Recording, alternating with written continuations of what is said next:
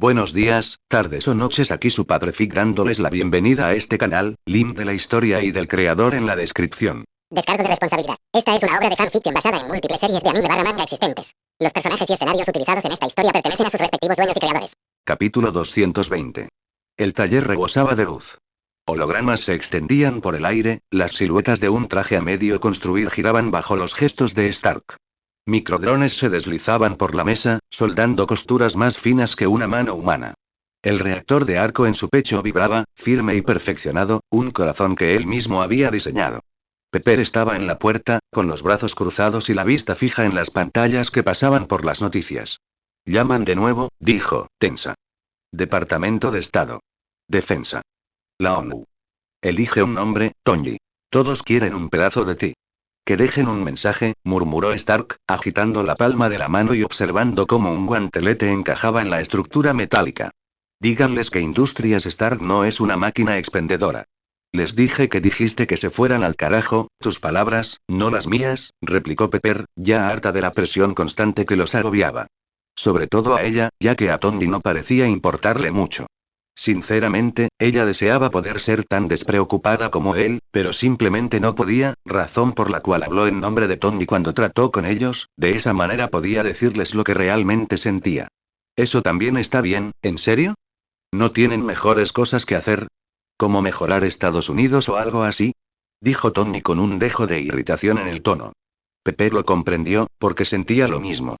Tras regresar de Albion, un lugar donde la única tarea del gobierno era mejorar la nación y la vida de su gente, el resto del mundo parecía tan frío. El mundo aún luchaba por recuperarse de la crisis financiera de 2008. Sin embargo, en lugar de hacer algo más para ayudar o garantizar que no pudiera volver a ocurrir, los políticos parecían mucho más absortos en ganar más poder. Tonji hacía tiempo que había conseguido que Jarvis le ayudara a desenterrar información sucia sobre todos los que intentaban obligarlo a entregar su tecnología. Pepper también había visto mucho de eso. Y lo que vio fue horroroso. Por otra parte, no debería haberle sorprendido que ese tipo de personas que parecían chupar la sangre vital de la nación para llenar sus propios bolsillos estuvieran al nivel de verdaderos y honestos vampiros. No fue una sorpresa real que aquellos en el poder conocieran el lado oscuro del mundo, conociendo los secretos ocultados a las masas para evitar el pánico y el malestar. Lo que no podía aceptar era para qué utilizaban ese conocimiento. En realidad no intentaron derrotarlos ni nada parecido, no. En cambio, la élite protegió a los vampiros y demás. Colaboraron con ellos, todo para obtener vida eterna y poder. Fue repugnante. Tonji observó cómo el hologuantelete terminaba sus costuras, cómo las soldaduras florecían a la perfección, como si el propio metal obedeciera su voluntad. Debería haber sentido orgullo. En cambio, sintió la atracción de cada llamada telefónica y de cada burócrata tembloroso que le había rogado que fuera su deus ex machina. Todos ellos afirmaron que si les daba su tecnología, podrían proteger el mundo. Pero sabía que no era tan sencillo, ni tan fácil. Había vuelto a recorrer ese camino, fabricando las mejores armas, armando a los militares, todo para que pudieran usarlas para el bien. ¿Y cuál fue el resultado? Casi lo habían matado con una de sus propias armas. Había visto cómo esas armas mataban a las mismas personas que debían proteger. Se había dado cuenta de que en esas personas simplemente no se podía confiar, que en pocas personas realmente se podía confiar en que tuvieran poder y no lo usaran mal. Por eso tuvo que usarlo él mismo, por eso no podía permitir que nadie más tuviera su traje, porque el mundo ya era lo suficientemente caótico sin que un montón de idiotas pusieran sus manos en trajes como el suyo. Todavía recordaba a aquel tipo ruso que lo atacó en la Stark Expo, alguien que había logrado fabricar un reactor de arco y se había vuelto loco de poder al instante. Con una sola persona era suficiente. No se podía confiar en que se les diera tal poder, porque con su traje, ningún ejército podía hacer mucho. Sabía muy bien que su traje actual podría atacar cualquier punto de Estados Unidos, y que podía irse cuando quisiera. Solo armas de destrucción masiva podían amenazarlo, y esas no eran algo que se usara fácilmente, así que no estaba dispuesto a entregarle su traje a nadie. Tonji se recostó en su silla, dejando que el holograma recorriera las subrutinas de combate del traje. No necesitaba verlas. Cada línea de código ya estaba grabada en su cerebro. Lo que necesitaba era una razón para seguir adelante. Pepper se adentró más en el taller, con la voz más baja. No te equivocas, Tonji. Pero no puedes luchar contra el mundo entero tú solo. Tarde o temprano, vendrán a por ti, y si no consiguen la tecnología, vendrán a por ti personalmente. Sí, bueno, que lo intenten, murmuró Tony. Se dio un golpecito al reactor en el pecho. Tengo seguro. Las luces del taller parpadearon, solo por un instante. Una señal atravesó la pantalla holográfica principal. Una que Tony no había autorizado. ¿Jarvis? Preguntó Tony bruscamente. Disculpe, señor, respondió la IA. Pero el director Fury insiste. Y entonces el rostro de Nick Fury llenó la pantalla, medio en sombra, con un ojo ardiendo con el mismo tipo de autoridad que hacía temblar en sus zapatos a los políticos. Stark, dijo Fury con voz áspera y férrea. Tenemos que hablar. Tony frunció el ceño. ¿Qué truco, entrar en mi taller? Si se trata de más contratos de armas, no lo es. El tono de Fury no dejaba lugar al sarcasmo. Perdimos el Tesseract. Un intruso entró por un portal y salió con Richards, Grimm y Barton bajo su control. Trabaja para alguien más importante, alguien que cree que la Tierra ya es suya. La sonrisa de Tony se desvaneció. ¿Reed Richards?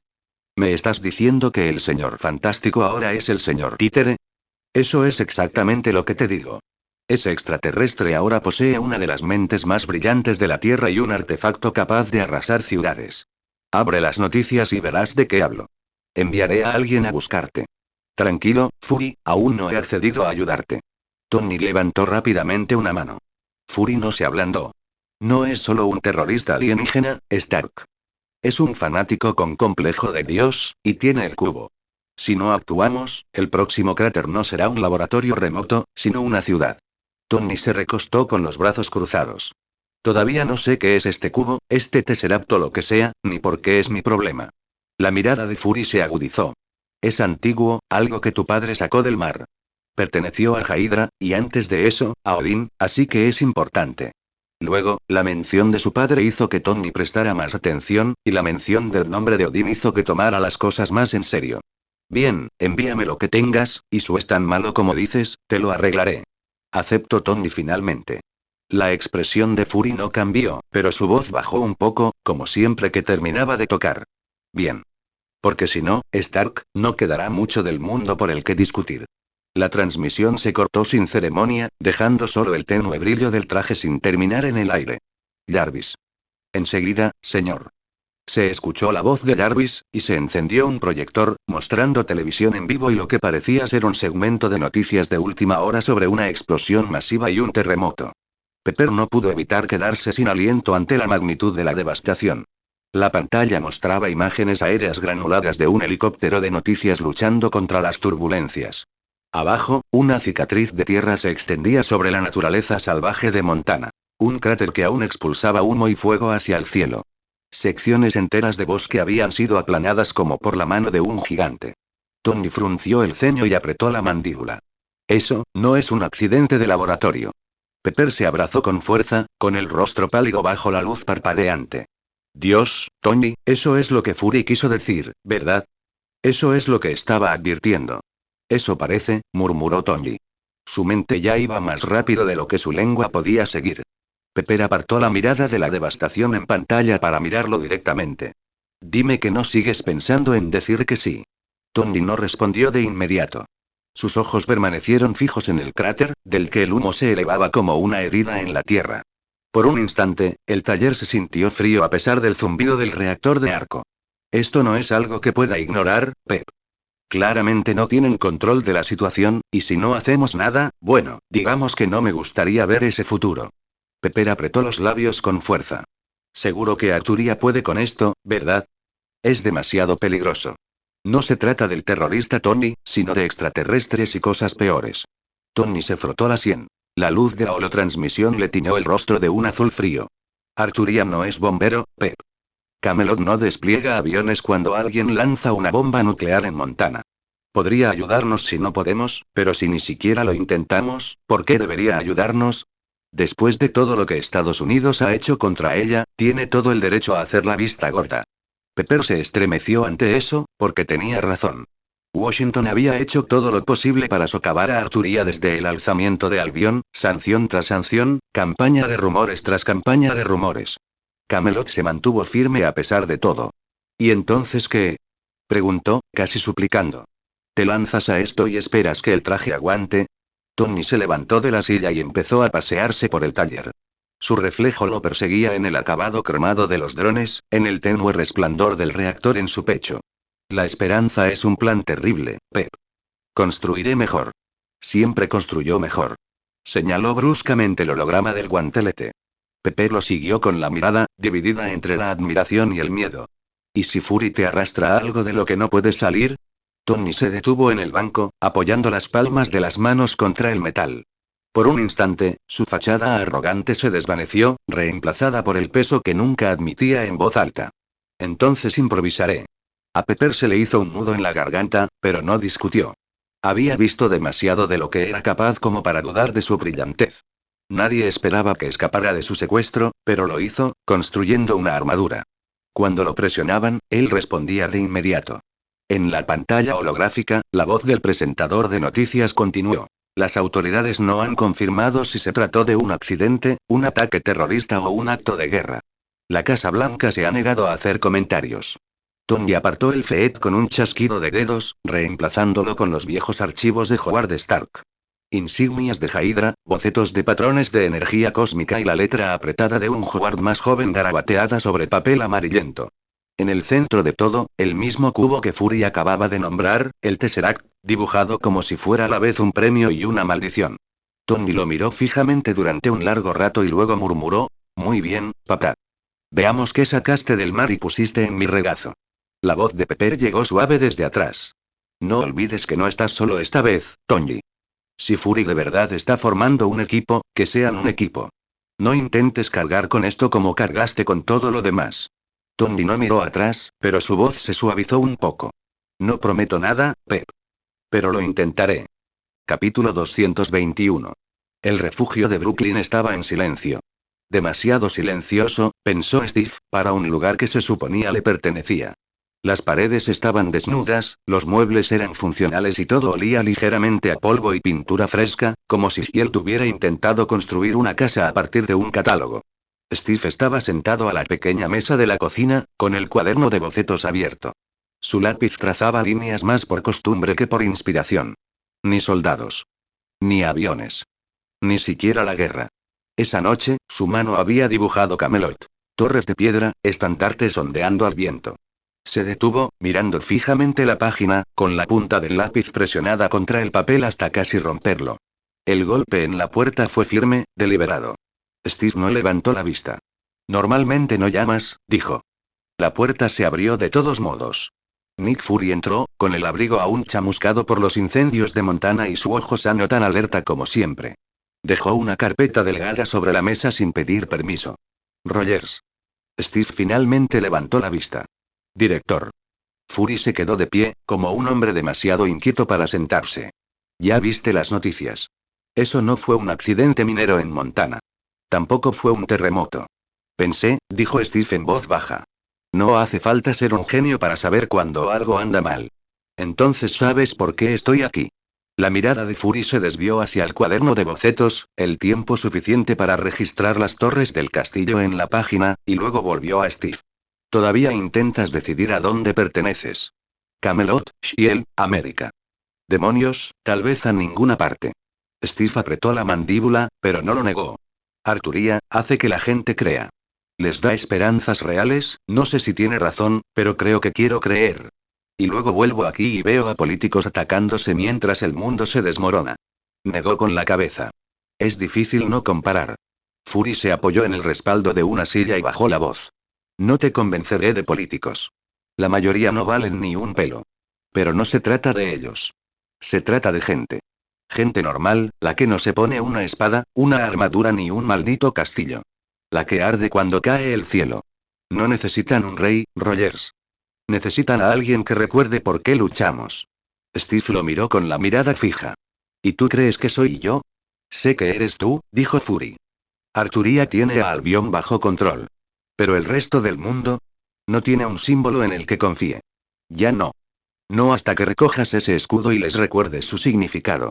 Durante un largo rato, Steve no dijo nada. Su mirada se posó en la carpeta que Fury había dejado sobre la mesa. Con un suspiro, finalmente la abrió, y la primera imagen lo hizo detenerse. El Tesseract. Trajo recuerdos, y no muy buenos. Había sido el arma secreta de Hydra, la clave de sus planes y la clave de las muchas vidas que habían arrebatado.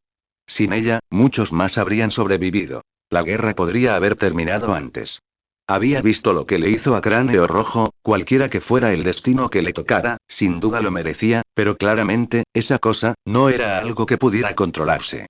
Hace solo unas horas y esa explosión masiva, el terremoto y el Tesseract. Steve señaló la foto con la mandíbula apretada. Esto. ¿Dónde lo conseguiste? Fury lo miró fijamente. Shield lo tiene desde el final de la guerra. Howard Stark lo recuperó del océano después de que te hundieras. Ha estado bajo nuestra custodia desde entonces, hasta ahora. Steve frunció el ceño. Los recuerdos llegaron sin que nadie los llamara. Armas de Hydra brillando con fuego alienígena, soldados destrozados por explosiones de energía imposible, cráneo rojo desvariando sobre el destino con el cubo ardiendo en la mano. Sé lo que hace, dijo Steve con gravedad. Hydra construyó toda su maquinaria de guerra sobre ella. Miles murieron por culpa de esa cosa. ¿Y ahora me dices que anda suelto otra vez? Fury asintió. No solo está suelto. Lo robaron. Y peor aún, alguien ya descubrió cómo usarlo. El puño de Steve se cerró contra la mesa. Entonces nunca debiste haberlo tocado. No tenías derecho. Después de lo que hizo en la guerra, después de en qué lo convirtió Hydra, ¿aún creías que podías jugar con él? Como si fuera solo otro aparato para guardar en una bóveda. Fury no se inmutó. Dejó que la ira se extinguiera entre ellos, que las palabras de Steve pesaran en la habitación. Quizás deberíamos haberlo enterrado más, admitió. Quizás deberíamos haberlo dejado donde Stark lo encontró. Pero no lo hicimos. Lo estudiamos, y ahora ha desaparecido. Lo que debería haber pasado ya no importa, Rogers. Lo que importa es detener lo que viene después. Steve entrecerró los ojos, apretando la mandíbula como si reprimiera cualquier razón para decir que no. No lo controlas, Furia. Vi lo que pasó cuando Cráneo Rojo intentó controlarlo. No quedó nada, ni siquiera cenizas. Fury se inclinó hacia adelante, con ambas palmas presionando el respaldo de la silla. Créeme, he visto lo que puede hacer. Casi me revienta, pero la verdad es que ahora mismo está en manos de alguien que puede y quiere usarlo en nuestra contra, así que podemos discutir qué hacer con él más tarde. Por ahora, lo necesitamos de vuelta. A Steve se le ensancharon las fosas nasales. Quería discutir, arrastrar a Fury al otro lado de la mesa y hacerle admitir que Shield no tenía derecho a jugar a ser Dios. Pero en el fondo, sabía que Fury tenía razón en una cosa. El cubo ya no estaba guardado en una bóveda. Ya estaba ahí fuera, y cada segundo desperdiciado era otro segundo que podía volverse contra inocentes. Su mano volvió a deslizarse por la foto, recorriendo el borde del cubo con un dedo que temblaba a su pesar. Esta cosa no debería estar en manos humanas. Ni en las de Hydra, ni en las de Shield. Quizá ni siquiera en las mías. Pero si vuelve a estar suelta y cerró la carpeta de golpe. Entonces no puedo quedarme aquí sentado. Fury se enderezó, su único ojo brillando con algo que no era precisamente satisfacción. Bien. No necesito que te guste, Rogers.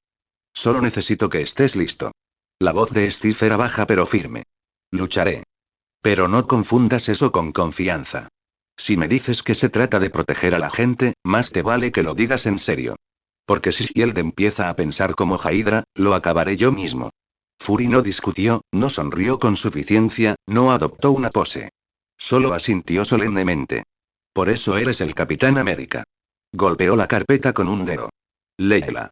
Los detalles están dentro. Nombres, información, a qué nos enfrentamos. Alguien vendrá a buscarte pronto. Ponte el traje cuando lleguen.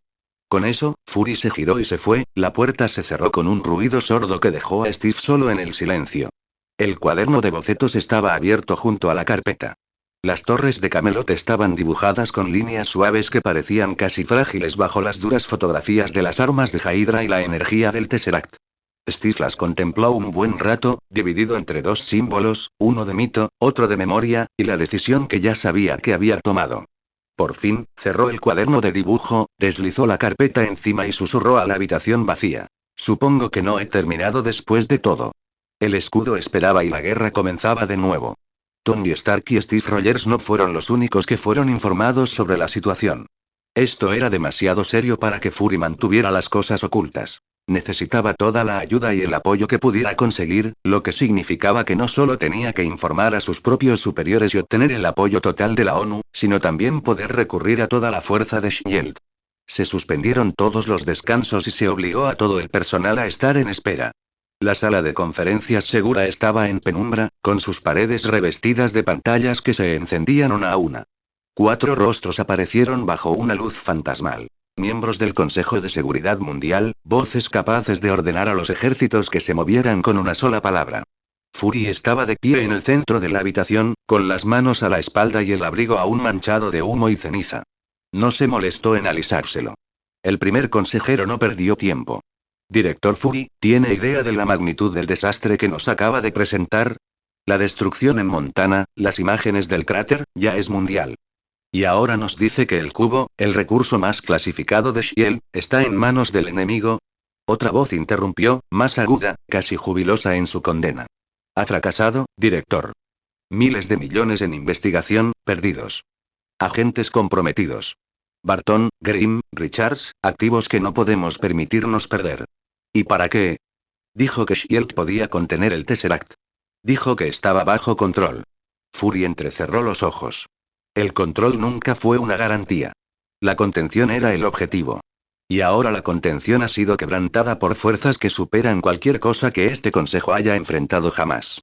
Un tercer rostro se inclinó hacia adelante. Excusas. Lo que vemos es negligencia. Toda su operación ha fracasado. Y en el proceso, puede que haya provocado una guerra alienígena. Fury se acercó a la proyección, con voz baja pero cortante. No. Esa guerra alienígena ya se avecinaba. La fase 2 ya consistía en estar preparados. No quieres oírlo, pero esto no fue un fracaso de Shield. Fue un recordatorio de que la Tierra ya no está sola. Y si seguimos luchando como si fuéramos los únicos en el tablero, no duraremos lo suficiente para discutir quién tiene la culpa. Por un instante, el silencio se apoderó de todos. Entonces, otro rostro se asomó a la luz. Alexander Pierce. Tranquilo, de cabello canoso, su tono más mesurado. Basta, dijo Pierce. Su voz tenía la fuerza de una orden sin necesidad de alzarla. No podemos perder el tiempo peleándonos entre nosotros. Lo que pasó en Montana es una tragedia, sí, pero Fury tiene razón. Esto va más allá de la contención, más allá de la política. Si lo mantenemos atado en estas cámaras, no nos quedará nada de qué discutir cuando llegue el próximo ataque. El concejal, con su voz aguda, replicó. ¿Te pones de su lado? ¿Después de esta catástrofe? La expresión de Pierce permaneció inalterada. Estoy del lado de la supervivencia. Si Fury dice que esta amenaza supera nuestra capacidad actual, lo único lógico es darle las herramientas que necesita.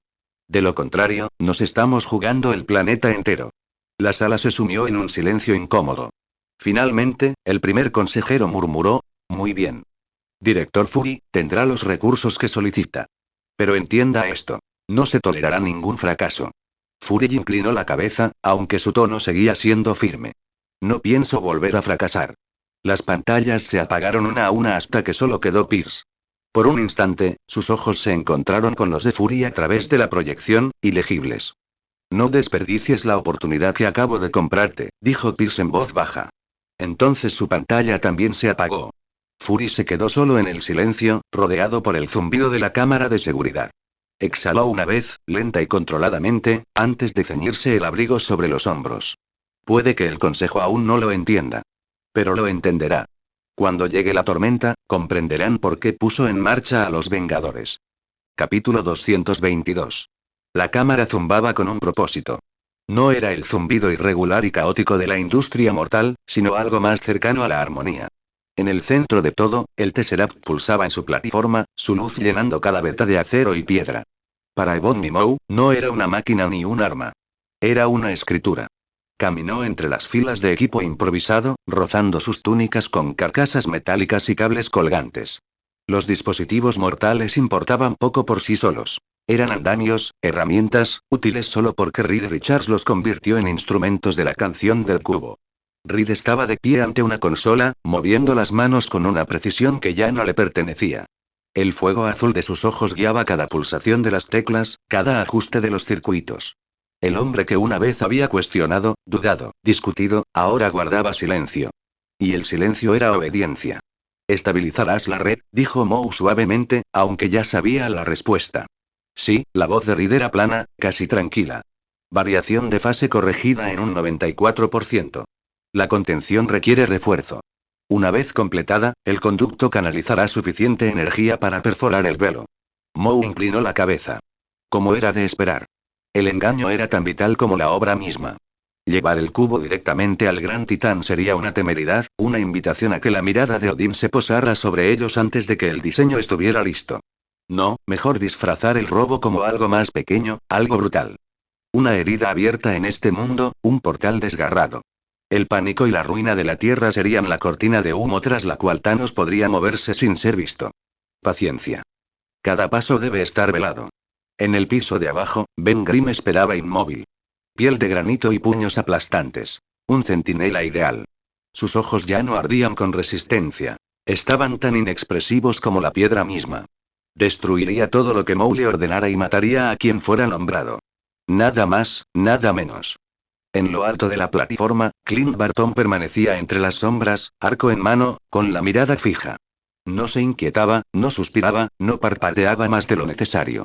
Un depredador reducido a puro instinto, desprovisto de vacilación, solo con puntería y obediencia. Moe los miró y sintió una oleada de satisfacción. «Están liberados», murmuró, dejando que sus palabras resonaran por toda la cámara. Libres de dudas, de debilidades, de decisiones. En la obediencia, han encontrado la paz. En el servicio, han encontrado su propósito. Ni Grimm ni Barton reaccionaron. Richards continuó su trabajo sin pausa. Como debe ser. El resplandor del cubo se intensificó, inundando la cámara con una luz fría y etérea. Las máquinas se estremecieron al absorber la energía. Sus bobinas temblaron bajo el peso de un poder que no les correspondía. Chispas cayeron como incienso ceremonial. El aire se llenó de ozono y calor. Moe extendió las manos, como si recibiera una bendición. La vibración en sus huesos no era de incomodidad, sino de afirmación. La voluntad del titán manifestada. Pronto, susurró. El velo se abrirá, y este mundo conocerá el primer sabor de su gloria. Se arrodillarán. No ante mí, ni ante ti. Ante él. El cubo volvió a brillar, una onda de infinita profundidad contenida en una forma perfecta e indiferente. Moe sintió que sus labios se curvaban en una sonrisa. Entonces, la sonrisa se convirtió en un ceño fruncido cuando la oleada de energía hizo que algunas de las máquinas chispearan antes de dejar escapar un humo espeso y oscuro. Claramente, estos juguetes mortales tuvieron dificultades para canalizar adecuadamente el poder del infinito. El humo ascendía en horribles columnas, impregnando la cámara con el hedor a cobre quemado. Una de las bobinas chirrió, deformando el metal bajo la tensión insoportable, y se desplomó en un montón de escoria fundida. Los ojos de Moe se entrecerraron. Los dedos de Reed vacilaron por primera vez desde que comenzó su fascinación. Chispas danzaron en su consola y glifos de advertencia se desplazaron por las pantallas. Degradación estructural detectada. La retroalimentación energética desestabilizará la matriz. La contención fallará. Explícamelo, dijo Moe, con su voz tan tranquila como siempre, aunque un hilo de irritación se escondía bajo sus palabras. Reed parpadeó una vez, sin que el fuego azul tras sus ojos se apaciguara. El entramado no puede resistir. Las aleaciones mortales colapsan en estos umbrales. Se requiere un elemento de mayor resiliencia, algo que ancle el campo y evite el colapso. Moe inclinó la cabeza, escuchando las palabras no como un ingeniero, sino como un sacerdote interpretando las escrituras. Un defecto en el recipiente no invalida la veracidad del mensaje. El defecto reside en el recipiente. ¿Qué necesitas?, preguntó. Las manos de Reed danzaban sobre la consola, mostrando esquemas en la holopantalla. Iridio. Estable, resistente al calor y a la interrupción del arco eléctrico. Con suficiente masa, neutralizará las fluctuaciones. Sin él, el portal no puede abrirse sin desgarrarse.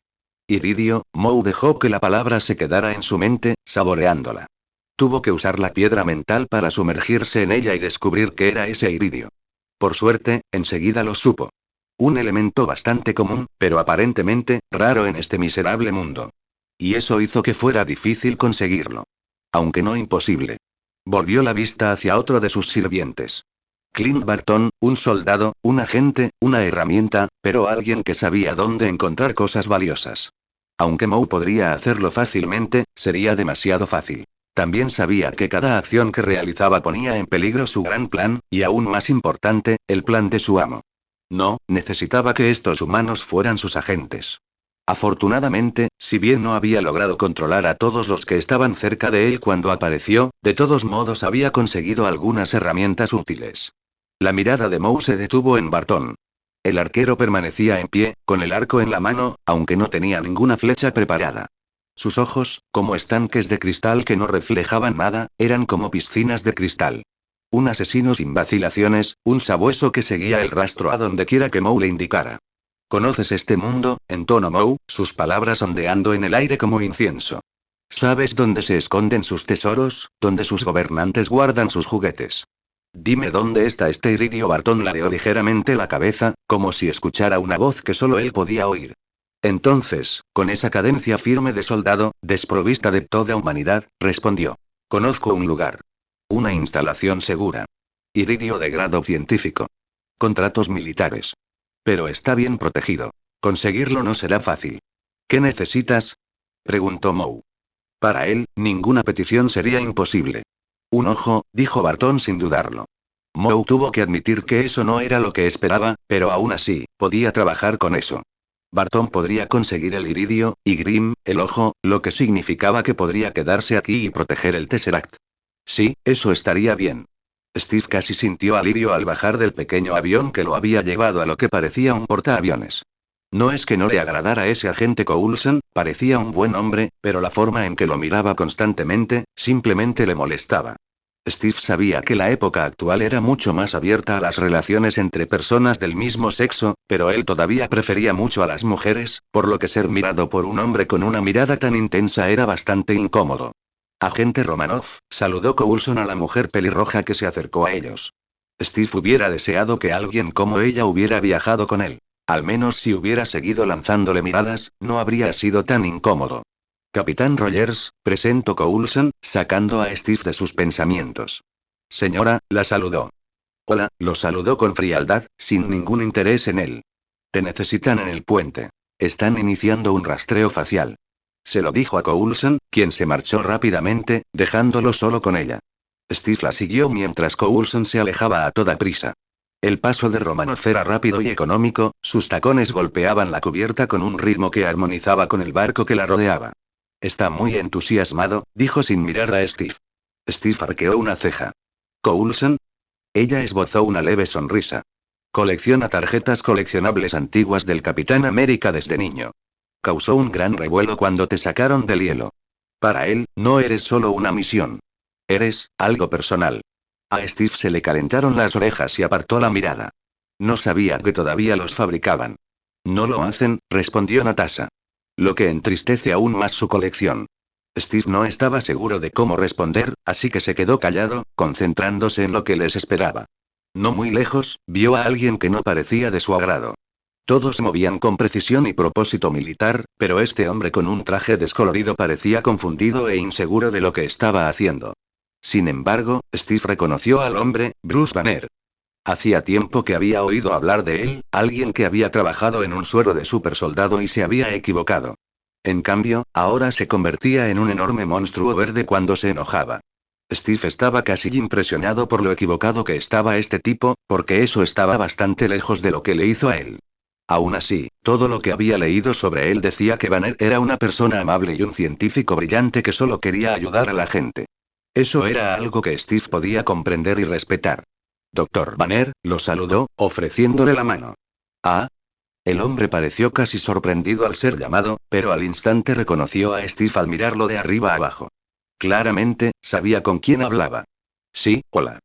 Me dijeron que vendrías, dijo, casi inseguro de sí mismo.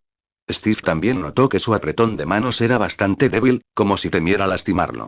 Dicen que puedes encontrar el cubo. Banner miró a su alrededor, nervioso e inseguro. ¿Esa es la única palabra sobre? Steve reconoció la mirada a kilómetros de distancia. Es la única palabra que me importa, respondió con una sonrisa segura. Antes de que Banner pudiera decir nada más, la cubierta se estremeció bajo sus pies. Una vibración leve y continua recorrió el acero, aumentando de intensidad. Steve se giró, abriendo mucho los ojos al ver las sombras pasar sobre el agua.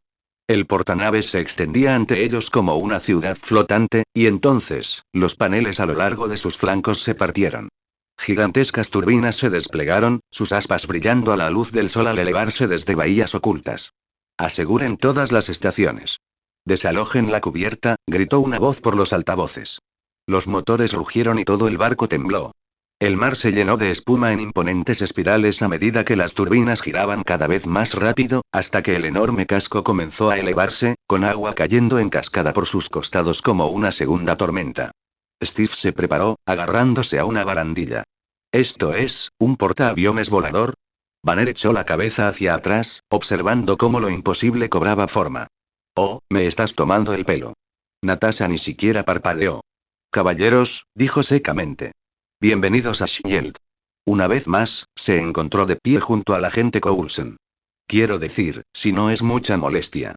No, no, está bien, intentó tranquilizarlo Steve, pero se sentía bastante incómodo, pues nunca le había gustado la fama. Es un decorado clásico, dijo Coulson, esforzándose al máximo, pero sin conseguir romper la atmósfera incómoda. Steve le dedicó al agente una sonrisa cortés, aunque no le llegó a los ojos. Cromos coleccionables, repitió. Nunca pensé que sería uno de ellos. Coulson se enderezó, casi a la defensiva por su entusiasmo. No son solo tarjetas. Las tuyas están impecables. Sin circular. Steve no supo muy bien cómo responder a eso. Se giró ligeramente, fingiendo volver a estudiar las consolas. Para un hombre que había luchado contra Hydra, que había visto morir a amigos, que se había sumergido bajo el hielo pensando que era el fin, verse reducido a imágenes brillantes se sentía extraño. Afortunadamente, Natasha interrumpió antes de que el silencio se volviera insoportable. Están usando reconocimiento facial, dijo con tono cortante y serio. Todas las cámaras, todas las transmisiones. Si el portador del cubo vuelve a mostrar su cara, lo sabremos. Steve asintió. Eso, al menos, era algo que podía entender. Rastrear al enemigo. Encontrarlo. Detenerlo. Simple. No debería ser muy difícil, su rostro es bastante fácil de reconocer entre la multitud, con todo lo que tiene de extraterrestre y demás, dijo la voz de Johnny al entrar con Susan Storm. Johnny cruzó la cubierta como si fuera suyo, con las manos metidas en los bolsillos de la chaqueta y una sonrisa en la comisura de los labios. Incluso allí, rodeado de veteranos agentes de SHIELD y la tecnología más avanzada de la Tierra, parecía un hombre con ganas de pelea, o al menos de reírse un poco. Johnny, dijo Natasha con voz seca y sin que su tono delatase nada. ¿Qué? Preguntó, fingiendo inocencia mientras sus ojos se posaban en la holopantalla del rostro de Reed. Parece que salió del set de una mala película de ciencia ficción. Los técnicos de SHIELD deberían identificarlo más rápido de lo que Coulson encuentra una tarjeta del Capitán América en eBay. Suspiró, entrando detrás de él con los brazos cruzados. Donde Johnny se comportaba como un fuego a punto de estallar, ella era una fría moderación. Sus ojos recorrieron la sala, Steve, Natasha, Coulson, Banner, evaluándolos a todos con silenciosa cautela. Ignóralo. Solo está furioso porque tuvo que quedarse en tierra durante el viaje hasta aquí. Castigado, murmuró Johnny. Como si fuera un novato. Tienes un acorazado volador aquí arriba, pero Dios no permita que dejes que el que vuela te ayude. Steve los estudió. Había leído sus expedientes, por supuesto. Ambos sobrevivientes del incidente Baxter, ambos transformados por fuerzas que ningún soldado de su época podría haber imaginado. Respetaba la disciplina en el porte de Sue, aunque Johnny le recordaba demasiado a los jóvenes reclutas arrogantes que solían pavonearse por el campamento antes de su primer tiroteo. Tenemos una coincidencia. Coincide al 100%, gritó uno de los agentes, atrayendo la atención de todos hacia la pantalla principal. ¿Qué dije? Esa cara fea no pudo esconderse mucho tiempo. Dijo Johnny con una sonrisa burlancia. No es el intruso extraterrestre, es el señor Ben Grimm, corrigió el agente mientras enfocaba la cerilla en la pantalla. Bueno, ¿qué te dije? Podrías reconocer a ese tipo en una rueda de reconocimiento a 1 kilómetro de distancia. La roca no se mezcla.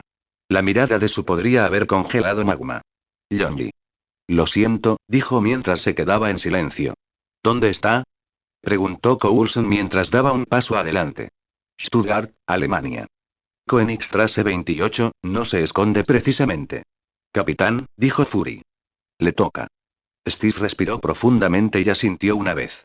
Nosotros también vamos, dijo Sue, si Ben está allí, tenemos que salvarlo. Podría saber dónde está Reed. Sí, puede que sea feo, pero Ben es uno de nosotros, repitió Yonji. Entonces prepárense, dijo Fury sin discutir con ellos. Capítulo 223. El puente del Helicarrier era una catedral de cristal y acero. Amplios paneles revelaban el cielo que se extendía en todas direcciones, mientras las consolas vibraban con actividad. Los agentes se movían a un ritmo perfecto, con voces entrecortadas y manos firmes, mientras guiaban una de las naves más avanzadas del planeta a través del espacio abierto. Steve creía haberlo visto todo. Pensó que, después de lo que había experimentado, no se sorprendería fácilmente. Sin embargo, esto claramente superaba todas sus expectativas. Más aún cuando se dio cuenta de que este gigantesco monstruo volador era invisible. Metió la mano en su bolsillo y sacó unos cuantos billetes doblados, sacó 10 libras del fajo y se las entregó a Fury sin decir palabra. Steve no tenía reparos en admitir cuando perdió una apuesta. Aunque no se quedó a mirar la cara de suficiencia de Fury, sino que fue a inspeccionar esta maravilla de la ingeniería. Tras caminar un rato, regresó con los demás justo a tiempo para oír a Fury y Banner, o más bien a Banner, hablar de cosas que no entendía ni un ápice. La verdad es que ni siquiera parecía en inglés. Claro que nunca había sido muy culto, y según el expediente, Banner parecía ser uno de los mejores. Si alguien podía usar la tecnología para ayudar, probablemente sería él, bueno, él y Stark. Pero él no estaba allí y Steve no pensó que aparecería. La gala en el número 28 de Koenigstrasse había sido un evento elegante hasta que las puertas se hicieron añicos hacia adentro. El mármol se quebró, los candelabros se balancearon y la risa de la multitud se apagó en un instante cuando una figura llenó la entrada. Ya no era un hombre, sino una montaña de piedra naranja y músculos envueltos en restos de ropa rasgada. Ben Grimm. Dada la identidad de algunos de los invitados, sabían quién era y sabían que trabajaba para Estados Unidos, pero eso no detuvo el pánico cuando comenzó a mover sus enormes manos de piedra. Los guardias valientes o tontos que habían dado un paso al frente fueron los primeros en caer, sus cuerpos deslizándose por el suelo, dejando una mancha roja oscura detrás, sin dejar ninguna duda sobre la fuerza letal detrás de esos puños. La música se cortó con un chirrido de cuerdas de violín mientras los invitados retrocedían tambaleándose, rozando los talones contra el suelo pulido. Ben no gritó órdenes. No exigió que se arrodillaran. Simplemente rugió. Un sonido gutural y bestial que hizo temblar la cristalería y resonar las paredes doradas. Cundió el pánico. La gente se dispersó, tropezando unos con otros, vestidos de smoking y de gala, mientras Grimm avanzaba a toda velocidad. Las mesas se astillaban bajo sus puños y las sillas estallaban en pedazos. Un hombre que se interponía en su camino fue derribado de un manotazo, lanzado contra la pared como un muñeco de trapo. Los guardias de seguridad irrumpieron, con las armas desenfundadas y voces que gritaban en alemán. Bien podrían haber sido niños blandiendo palos. Ben los atacó sin pausa, sus armas resonando inútilmente contra el mármol mientras sus puños de piedra los hacían volar. La vista de Ben se fijó en un solo objetivo y se movió directamente hacia ese hombre que huía, empujando a cualquiera que se interpusiera en su camino, o a aquellos realmente desafortunados, los pisotearía bajo sus pies rocosos. El hombre que Ben perseguía estaba pálido y sudando, haciendo todo lo posible para abrirse paso entre la multitud que huía y alejarse del monstruo loco que estaba detrás, pero muchas personas eran demasiado lentas en salir y Ben lo alcanzó. La enorme mano de Ben se cerró alrededor del brazo del hombre. El crujido del hueso fue lo suficientemente agudo como para atravesar el estruendo del caos. El científico, aterrorizado, gritó, y sus gafas volaron mientras Ben lo jalaba hacia atrás como si fuera un muñeco entre la multitud. Los invitados se dispersaron a su alrededor, sin que nadie se atreviera a ayudar. Ben arrastró al hombre por el mármol, sus garras cavando surcos superficiales en el suelo. En el centro de la habitación, lo dejó caer con fuerza y extendió la mano hacia el pequeño maletín negro que llevaba. Las cerraduras se abrieron con una precisión fría que no le pertenecía. Dentro, escondido entre espuma, estaba el dispositivo. Un escáner de diseño alienígena, su lente azul ya brillaba con el fuego reflejado del Tesseract. El científico suplicó, con las palabras saliendo a raudales en alemán entre sollozos. Ben no entendía. No necesitaba entenderlo. La orden que lo impulsaba era simple, pura. Obtener el ojo. Empujó la cabeza del hombre contra la máquina. La lente zumbó, una lanza de luz fría atravesando el ojo aterrorizado. El grito que siguió fue crudo, desgarrando el aire como el grito de una presa atrapada bajo los dientes de un depredador. El escáner pulsó, grabando el patrón. Cuando la viga se apagó, el hombre se desplomó gimiendo, agarrándose la cara. Ben lo arrojó a un lado con el mismo cuidado que una silla rota. En ese mismo instante, a cientos de kilómetros de distancia, Clint Barton se movía en silencio por los pasillos de una bóveda de investigación fortificada. La transmisión de la gala se transmitía directamente a su dispositivo. El código retinal robado parpadeaba en verde en su pantalla. La cerradura de la bóveda se desbloqueó con un siseo. El iridio, empaquetado y protegido en estuches protectores, era ahora suyo. De vuelta en Stuttgart, Ben se irguió en toda su terrible altura. Apretó los puños, sus rasgos dentados se retorcieron en una especie de rugido y grudido. El pánico inundó la sala como una ola viviente. Invitados atropellados, tacones crujiendo, joyas esparcidas por el mármol pulido. Para el plan de Moe, era perfecto. Los ojos del mundo solo verían al monstruo causando estragos en una gala. A nadie se le ocurriría preguntar qué había sido robado ni por qué. El sonido de los aviones atravesó el cielo nocturno, un rugido más fuerte que los gritos de pánico que se oían abajo. Las puertas destrozadas del salón de gala se hundieron aún más cuando el equipo de asalto de Shield irrumpió. Uniformes negros, rifles en alto, desplegándose con precisión experta. Pero antes de que pudieran siquiera posicionarse, Ben Grimm los atravesó como si fueran de papel. Arrancó una columna de mármol y la blandió como un garrote, dispersando a los soldados contra las paredes doradas. Los rifles resonaron inútilmente en el suelo pulido, y las lámparas de araña arrojaron cristal y fuego. En el corazón del caos, Steve Rogers se movió. Con el escudo en alto, su voz resonó por encima del pánico. Grimm. Ya basta. La única respuesta de Ben fue un rugido que hizo temblar las vigas. Cargó, cada paso rompiendo el mármol, y cuando su puño impactó contra el escudo de Steve, el impacto retumbó como un cañonazo. Steve se preparó, sus botas resbalando por el suelo mientras absorbía el golpe. Su Storm se abalanzó sobre él con las manos en alto. Un reluciente muro de fuerza se formó entre ellos y el siguiente golpe de Ben, absorbiendo el impacto como un panel de acero invisible. La barrera tembló, pero resistió. Ben. Gritó con la voz ronca por la desesperación. Soy yo. Su. No quieres hacer esto. Por una fracción de segundo, su ceja rocosa se frunció, algo casi humano brilló tras el brillo azul inexpresivo de sus ojos, pero luego desapareció. Rugió y golpeó con los puños su escudo. Cada golpe le hacía temblar los brazos. Yonji. Espetó. Ahora sería un buen momento. A por ello, hermanita. Yonji entró disparado por una ventana rota, dejando una estela de llamas que atravesó el salón. Se quedó flotando en el aire, con una estela de fuego saliendo de sus puños. Ben le arrojó una mesa de banquete como respuesta. Yonji la cortó con un arco ardiente, y fragmentos fundidos cayeron como meteoritos. Steve vio la oportunidad. Estampó su escudo contra la rodilla de Ben, obligándolo a tropezar. Su desplegó otra barrera alrededor de su brazo, dejándolo inmovilizado el tiempo justo. Sujétenlo.